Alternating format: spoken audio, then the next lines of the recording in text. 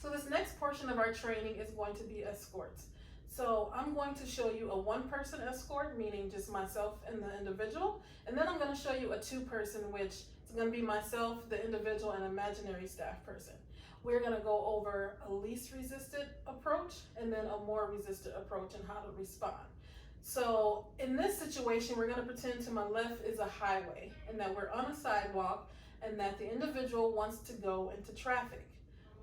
One important thing to always remember in a situation like this is to have a direction in which you're going.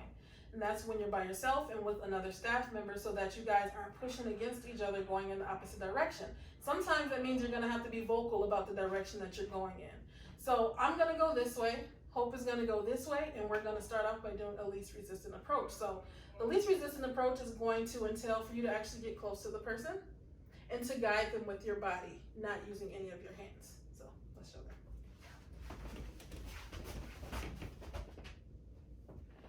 Okay. One thing to keep in mind and be aware of is that person may try to hit you, so you always want to have your arm in a position or have yourself ready to block.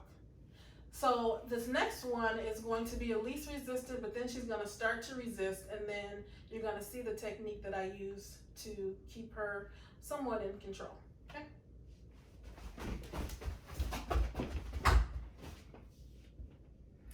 So I'm going to go a little bit slower so you guys can see how I got from A to B.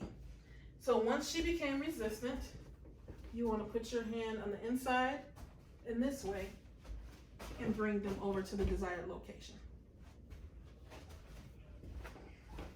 Now, if there's two people on each side and we are doing an escort, this person on this side would be doing the same thing I'm doing on this side, which is coming in here, placing our hand just above the bone.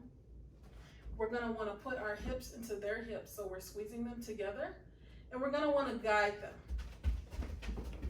So let's just pretend someone's on the other side doing the same thing. So I'll get on the other side just so you guys can see exactly how it will look. And so the other person's pushing her into me. Okay. Now, one thing to watch out for is if you're in a two-person escort and if anything goes wrong, the resident drops to the ground or they're starting to get loose with one of the staff, but maybe not the other staff, you always want to make sure that you can see the other staff member and keep your eyes on the resident so that if you have to let go, that you let go. Because the one thing that I think a lot of people make a mistake in is not starting over. It's always okay to start over if the intervention or the hold is not going how it's intended to go.